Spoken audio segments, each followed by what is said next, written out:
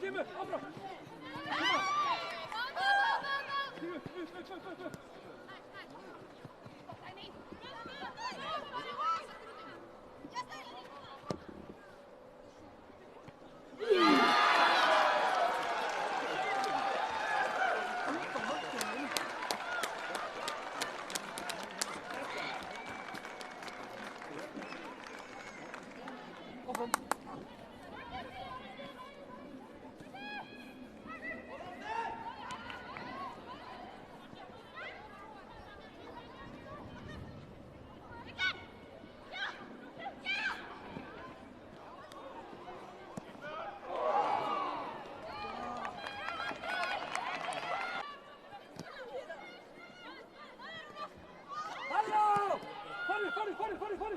Farið!